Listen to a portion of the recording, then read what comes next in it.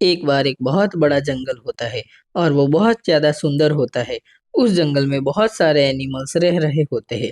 जंगल बहुत ज़्यादा शांत होता है और उसी जंगल में एक बहुत ही शरारती और बहुत चालाक लोमड़ी रहती होती है और वो बहुत ज़्यादा चालाक होती है और उसको बहुत ज़्यादा भूख लगी होती है। इसलिए वो आसपास देखने लगती है और तभी दूर से उसको एक बहुत ही प्यारा और भोला ऊँट दिखता है। ऊँट बहुत ज़्यादा शांत स्वभाव का होता है। लोमड़ी उस ऊँट के पास जाती है और फिर ऊँट से कहने लगती है कि मुझे बहुत ज़्यादा भूख लगी है, इसलिए उस नदी के उस पार बहुत सारे गन्ने हैं, चलो हम खाने चलते हैं। पर ऊँट कहता है कि नहीं, मुझे कम भूख लगी है। फिर ऊँट सोचने लगता है और कहने लगता है कि मैं तो नदी क्रॉस कर लूँगा, पर तुम क्या करोगे? फिर लोमड़ी कहने लगती है कि मैं तुम्हारी पीठ पर बैठ जाऊँगी और तुम मुझे उस तरफ लेकर चले जाना। और गाँव बहुत ज़्यादा सुंदर होता है और दोनों धीरे-धीरे नदी के पास चले जाते हैं और फिर ऊँट नीचे झुक जाता है और लोमड़ी उसकी पीठ पर शांति से बैठ जाती है। फिर दोनों नदी के किनारे धीरे-धीरे चलने लगते हैं और लोमड़ी बहुत ज़्यादा खुश हो जाती है और ऊँट लोमड़ी को अपनी पीठ पर बिठाकर नदी के बीच में चला जाता है। पर ऊँट बहुत ही ज़्यादा डरा हुआ होता है, पर लोमड़ी बहुत ज़्यादा खुश होती है क्योंकि उसको गन्ने खाने होते हैं। और फिर दोनों धीरे-धीरे चलते-चलते गन्ने के खेत में पहुँच जाते हैं।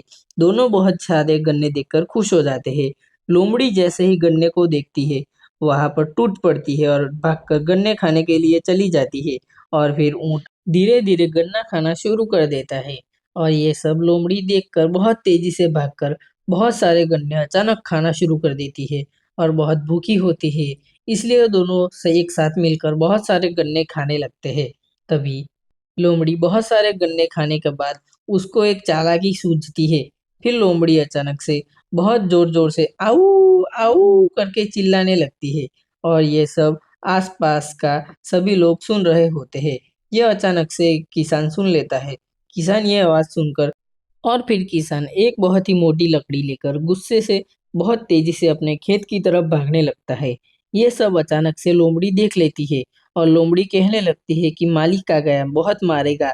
इसलिए लोमड़ी बहुत तेजी से भागने लगती है और नदी के किनारे जाकर छुप जाती है और ऊँट को कुछ भी पता नहीं होता, इसलिए ऊँट शांति से गन्ना खाकर आसपास देख रहा होता है। तभी किसान आकर ऊँट को लाठी से बहुत ज़्यादा मारता है। ऊँट बहुत ज़्यादा चिल्लाने लगता है। फिर ऊँट को बहुत ज़्यादा लग जाती है, इसलिए ऊँट रोते-रोते वापस नदी के किनारे तरफ जाने लगता है और अचानक से लोमड़ी एक झाड़ी में से बाहर निकलकर बहुत चालाक मुँह बनाकर आती है और ऊँट आस-पास देखने लगता है, पर ऊँट को कुछ नहीं दिखता।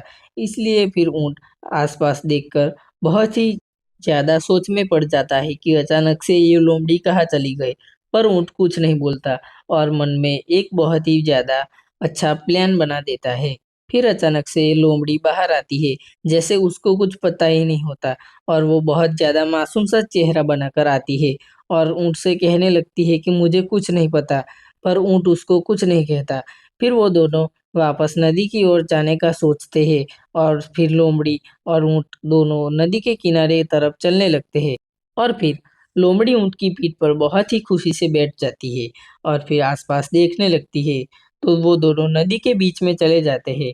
पर ऊँट को बहुत ही ज़्यादा मस्ती सूझती है और फिर ऊँट उससे कहने लगता है कि मुझे बहुत ही ज़्यादा पानी में सोने की आदत है। फिर दोनों नदी के बीच में चले जाते हैं। लोमड़ी बहुत ज़्यादा डरी हुई लगती है। फिर ऊँट शांति से पानी में बैठकर वहाँ पर बैठकर फिर ऊँट बिल्कुल नदी के बीच में चला जाता है और लोमड़ी बहुत ज़्यादा घबरा जाती है और बहुत ज़ोर से चिल्लाने लगती है कि ऊँट भाई ऐसा मत करो। पर ऊँट को बहुत ज़्यादा मस्ती सूझती है, इसलिए ऊँट अपना मुँह नदी में डालकर बहुत ही ज़्यादा आलोटने लगता है और लोमड़ी बहुत ज़्यादा डर जाती है और फिर लोमड़ी अचानक से वहाँ से नीचे गिर जाती है और धड़ाम से पानी के अंदर गिरती है और बहुत ज़्यादा चिल्लाने लगती है और पानी में बहुत ज़्यादा रोने लगती है। फिर वो बहुत धीरे से बाहर आती है और बहुत ज़्यादा रोने लगती है। फिर लोमड़ी को अपनी गलती का एहसास होता है और लोमड़ी वहाँ से बाहर निकल कर सोचने लगती है कि मुझे ऐसा नहीं करना चाहिए था।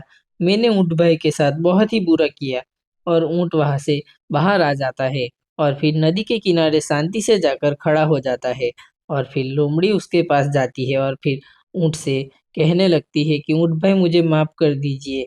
मुझसे बहुत ही बड़ी गलती हो गई। लोमड़ी अचानक से ऐसा कहकर बहुत ही ज्यादा उदास हो जाती है, पर ऊँट सीधा चलने लगता है और फिर अचानक से पीछे देखता है और उसको माफ कर देता है।